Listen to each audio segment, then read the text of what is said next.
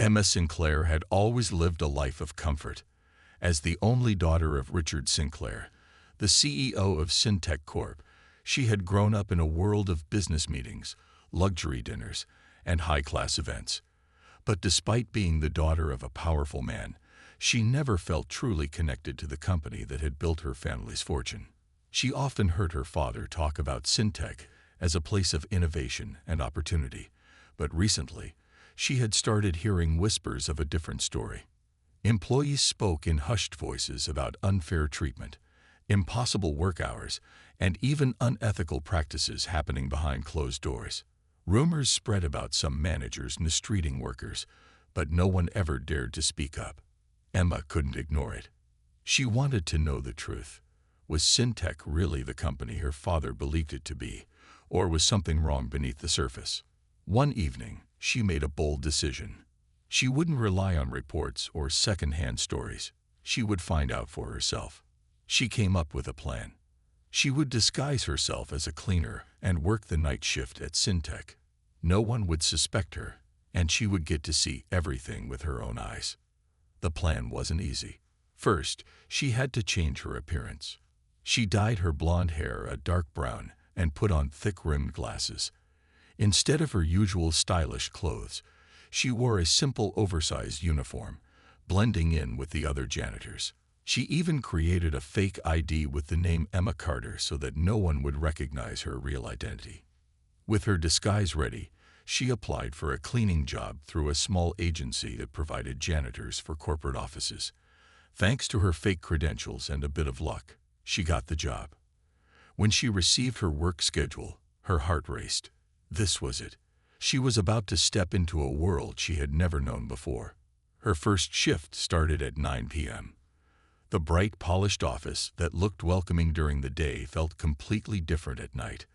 The hallways were quieter, the air felt heavier, and most of the workers had already gone home. Only a few employees remained, their tired faces lit by the glow of their computer screens. Emma was quickly introduced to the team of cleaners. They were hardworking people, some older, some young, all wearing the same faded uniforms. Among them was Mr. Harris, a kind old man with silver hair who had been working at Syntec for more than 2 decades. He welcomed Emma warmly, giving her a mop and a bucket before showing her how things worked. As she cleaned the floors and emptied trash bins, she kept her ears open. She expected to hear normal workplace conversations, but instead, she noticed something strange. The way some employees spoke in whispers, the nervous glances they exchanged. It was clear that people were afraid of something. Emma felt a chill. She had just stepped into a world that was very different from what she had imagined. Emma pushed her cleaning cart through the long hallways, her eyes scanning everything around her. At first glance, Syntec looked like any other company. Bright offices, neatly arranged desks, and employees working late. But the more she observed, the more she sensed that something wasn't right. The air felt heavy, almost as if an invisible weight pressed down on the workers who remained after hours. She noticed how the janitorial staff moved quickly, heads down, avoiding eye contact with the higher-ups still present.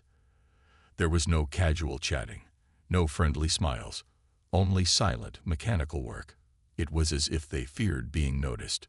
Emma didn't understand why, but she was determined to find out. As she wiped down a row of desks, she heard hurried footsteps approaching.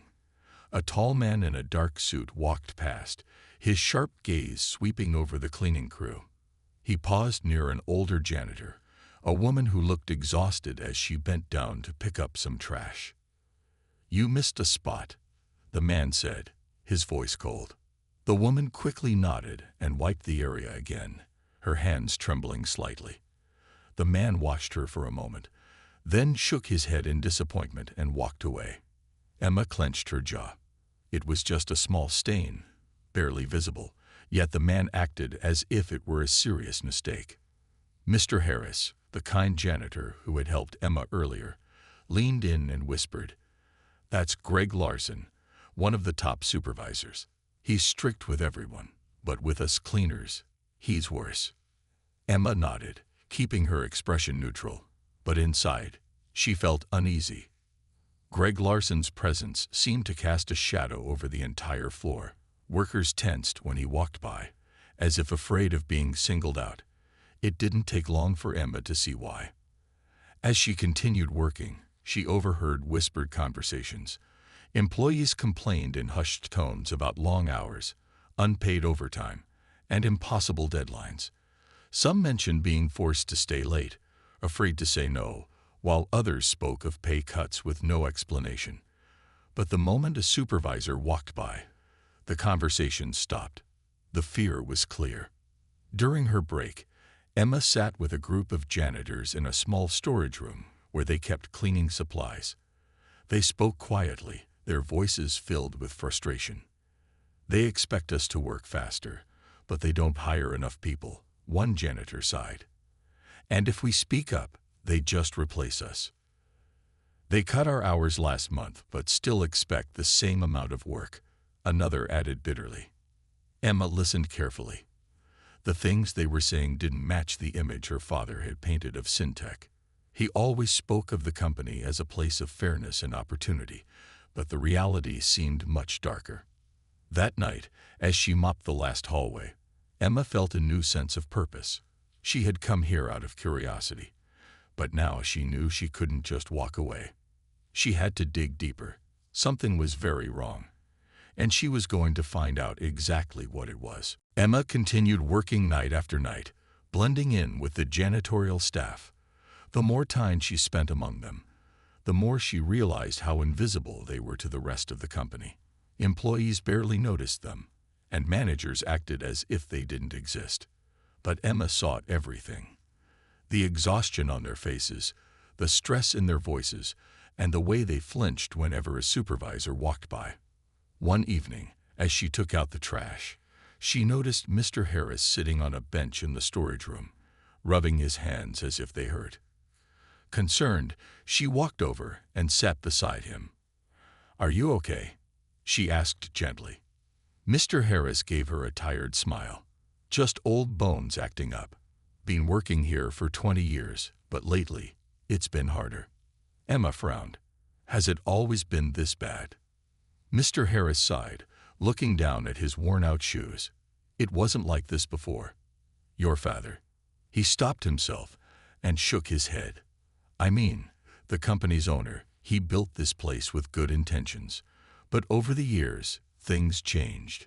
New management came in, and suddenly, it was all about cutting costs. Workers started disappearing.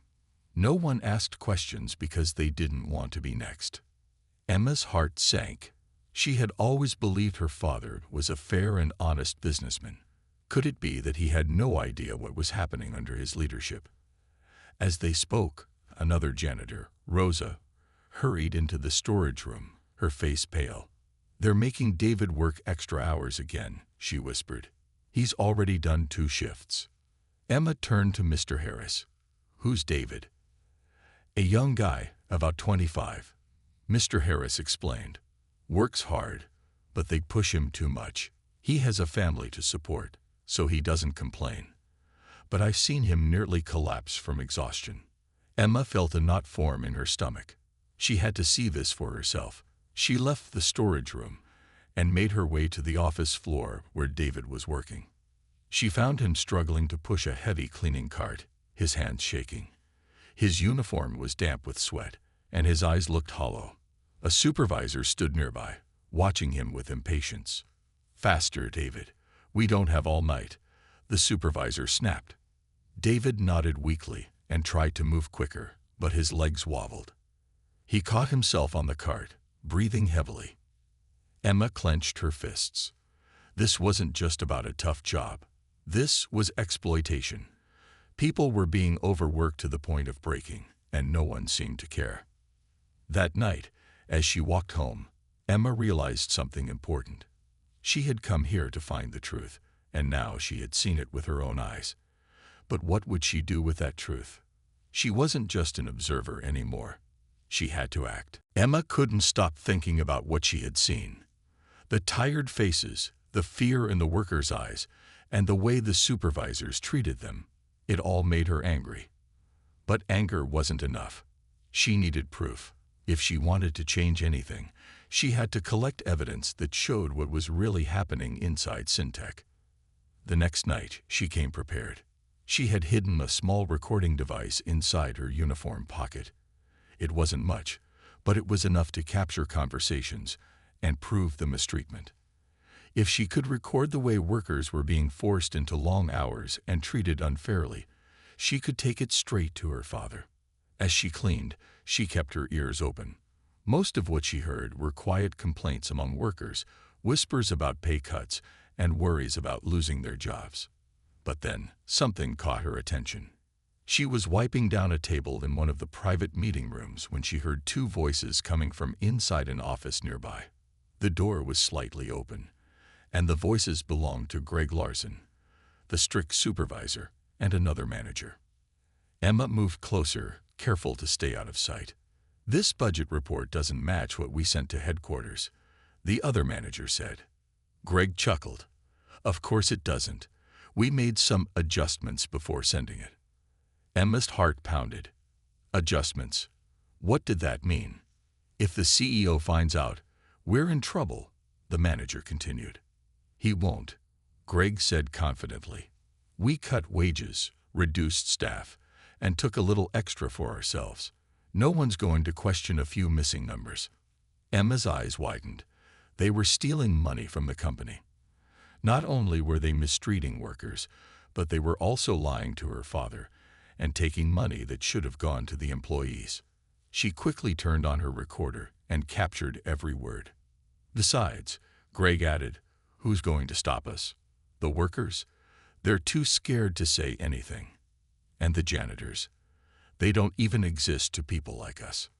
Emma's hands clenched into fists. The way he spoke about the workers, as if they were nothing, it made her furious. After the conversation ended, Emma hurried away, her heart racing. She had real evidence now. She had proof that Greg and his team were not only overworking employees, but also stealing from the company. But one question remained. What was she going to do next? She couldn't reveal herself yet. If Greg found out who she really was, he might try to destroy the evidence or find a way to cover things up. She had to be careful. That night, as she walked home, she knew that her mission had changed. She had come to find the truth. Now, she had to expose it. Emma knew she was running out of time. She had the proof, but she needed more. Something stronger, something that no one could deny. If she acted too soon, Greg Larson and his team might find a way to cover their tracks. She had to be smart. The next night, she returned to work as usual, pretending nothing had changed. But inside, she was more determined than ever. She kept her recorder ready, waiting for another opportunity to collect more evidence. She didn't have to wait long. As she mopped the main hallway, she saw David, the young janitor who had been forced to work extra hours. He was pushing a cart filled with heavy cleaning supplies, his body moving slowly, his face pale. Emma's heart sank. He looked worse than before. She stepped closer. "David, are you okay?" she asked softly. He forced a weak smile. "Just tired." Before Emma could say more, Greg Larson's voice echoed down the hall. "David, you're not done yet," he snapped. "You still have 3 more floors to clean." David hesitated. "Sir, Greg stepped closer, his voice low but sharp. "You don't want to cause problems, do you? You know what happens to troublemakers." Emma's hands tightened around the mop handle. This was it. This was what she needed to expose. David lowered his head. "No, sir." "Good. Now get back to work." Greg turned and walked away as if nothing had happened. Emma clenched her jaw. This was worse than she thought. The workers weren't just being mistreated. They were being threatened into silence. Then something terrible happened. As David turned to continue working, his body swayed. His knees buckled, and before Emma could react, he collapsed onto the floor. Gasps filled the hallway as a few nearby employees rushed toward him. Emma dropped her mop and ran to his side. His breathing was shallow, his face drenched in sweat. Greg Larson reappeared, his expression irritated rather than concerned. "What's going on here?" "He collapsed," Emma said, her voice sharp. "He needs help." Greg frowned. "He's fine. Just give him a few minutes." Emma couldn't believe what she was hearing. "He needs a doctor." Greg sighed and waved his hand dismissively. "Take him outside. He can rest there." Emma's blood boiled. Outside? Like trash? She looked around. Workers stood frozen, fear in their eyes. No one dared to speak up. No one dared to challenge Greg. Emma had seen enough. This had to stop. She helped lift David, ignoring Greg's orders, and turned to the crowd. "Somebody call an ambulance," she demanded. For a moment, no one moved. Then, Mr. Harris pulled out his phone and dialed. Greg's face darkened. "You're making a mistake." Emma met his gaze, fire in her eyes. "No, you are." She had all the proof she needed. It was time to reveal the truth. Emma watched as the ambulance arrived, its flashing lights reflecting off the office windows. Paramedics rushed in and carefully lifted David onto a stretcher. He was still unconscious, his face pale and body weak from exhaustion. The sight made Emma's heart ache. How many more workers had suffered like this? How many more would collapse before something changed? Greg Larson stood nearby, arms crossed, his face tense with anger. He didn't care about David. He only cared about the trouble this situation might cause him. "This is unnecessary," he muttered. He just needed some rest. Emma took a deep breath, forcing herself to stay calm. She had seen enough of Greg's cruelty. She wasn't afraid of him anymore. It was time to act. As the ambulance drove away, Emma turned to the group of workers who had gathered. Their faces showed worry, but also something else: hope. For the first time, someone had stood up to Greg Larson. And that someone was her. She knew what she had to do next. That night, when her shift ended, she didn't go home. Instead, she walked to a nearby cafe and pulled out her phone. She opened her recordings, the conversation she had secretly captured. Greg's threats, the proof of mistreatment, and even the discussion about stolen company money. She had everything she needed. Her hands trembled slightly as she sent the files to an email address, her father's personal inbox. She didn't include her real name, only a message. "You think Syntec is a place of opportunity. Listen to these recordings and hear the truth." She hit send. The next morning, the entire company was in shock. Word spread quickly. Richard Sinclair, the CEO, had arrived at the office unexpectedly. Employees whispered as he walked through the building, his expression serious. He held a tablet in his hand, and Emma knew exactly what was on it. She watched from a distance as her father summoned Greg Larson and the other managers involved in the corruption. She couldn't hear their conversation, but she didn't need to. The cold anger on her father's face said enough. Greg's smug attitude disappeared as he realized something was very wrong. Then the news came. Greg Larson and several other top supervisors were fired immediately. An internal investigation was launched, and Richard Sinclair promised that every worker who had been mistreated would be heard. Emma felt a wave of relief. She had done it. The truth was out. But she wasn't done yet. There was one more thing she had to do. She took a deep breath, straightened her uniform, and stepped forward. For the first time, she was going to reveal her true identity. It was time for her father to meet Emma Sinclair, the cleaner who uncovered the darkest secrets of his company. Emma stood in front of her father's office, her heart pounding in her chest. She had been working up to this moment for days, but now that it was here, she felt the weight of her decision.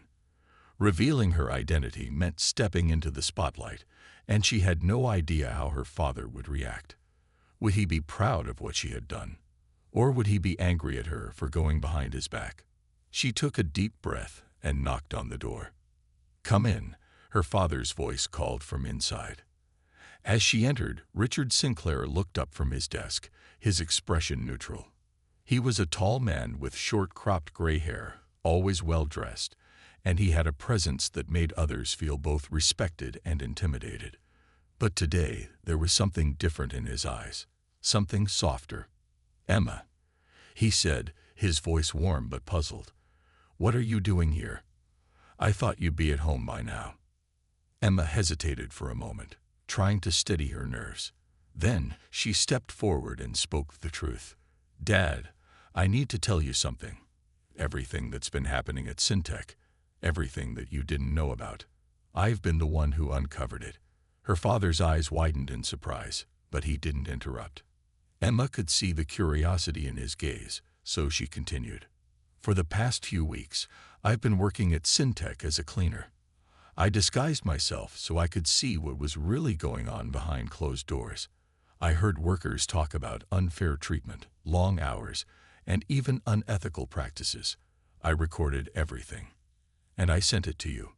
Richard stood up from his desk, his expression unreadable. He took a step closer, his eyes searching hers, trying to understand. "Why didn't you tell me sooner?" he asked softly, his voice filled with confusion and concern. Emma looked down, feeling a pang of guilt. "I wanted to find the truth, Dad. I needed to see it for myself, without anyone covering it up. I didn't want to be the daughter of the CEO. I wanted to be just a worker, seeing what they see. I thought you deserved to know." Her father's face softened, and for a moment, there was silence between them. Emma could feel the weight of the situation, the gravity of the decision she had made. Finally, her father spoke. "I don't know what to say, Emma. I'm shocked. I had no idea. This isn't what I built Syntec for. I wanted this company to be a place where people could grow and thrive, not be exploited." Emma looked up, her voice steady but filled with emotion. "I know, Dad, but you have to do something about it now. People's lives are being ruined. We can't just ignore this." Her father nodded slowly, his expression hardening. "You're right. I won't ignore it. We'll make things right." There was a long pause as Emma and her father stood facing each other.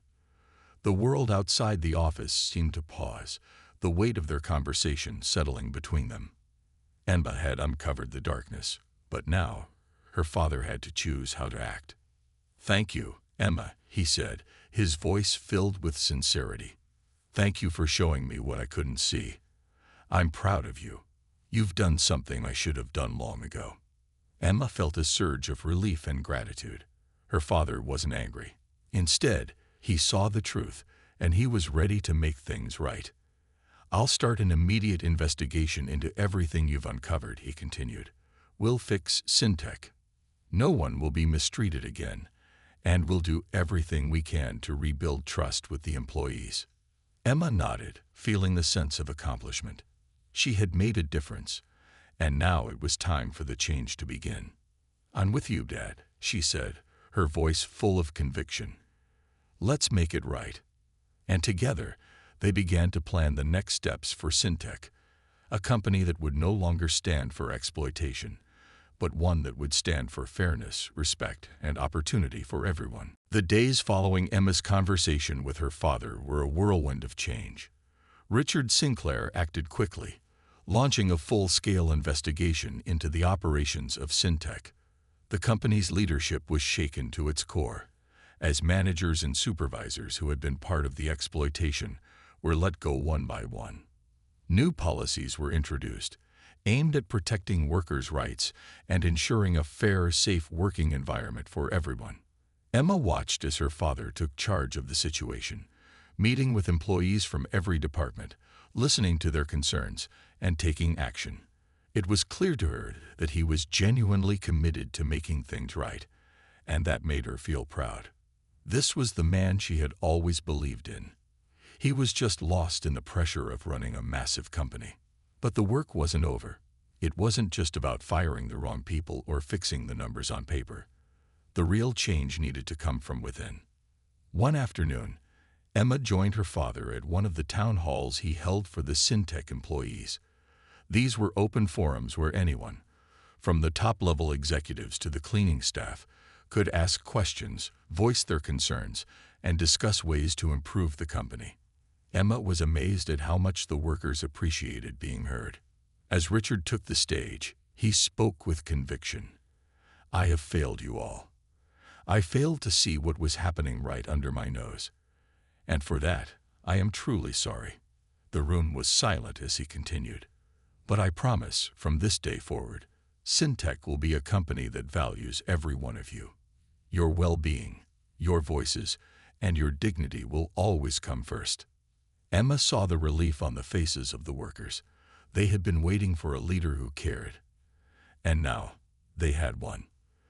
The trust that had been broken was beginning to heal, and it was a slow but steady process. Emma herself had been given a more active role in the company, as her father recognized how much she had done for Syntec. While she had initially only wanted to expose the truth, she now felt a responsibility to help shape the future of the company. A company that would no longer exploit its employees but uplift them. She worked with her father to implement better training programs for managers and supervisors, ensuring that future leaders of Syntec would have the skills to lead with compassion and respect. They also set up systems to make sure workers could voice concerns safely, without fear of retribution. As Emma sat in the boardroom one afternoon, reviewing plans for a new employee wellness program, she reflected on how far Syntec had come. It hadn't been an easy journey. She had risked everything to uncover the truth, and even after everything was exposed, there were many challenges to face. But she had learned that change didn't happen overnight. It took time, persistence, and the courage to do what was right. And through it all, her father had stood by her. Together, they had transformed Syntec from a company driven by profit at any cost to one that prioritized fairness and respect for all its employees.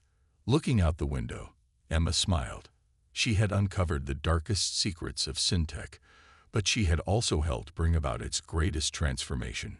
She wasn't just the daughter of the CEO anymore. She was a part of something much bigger, a company that had learned the hard way, but had finally found its way back to the values it had once stood for. Syntec's future was brighter now, and Emma was ready to be a part of it. For the first time, she felt like she truly belonged.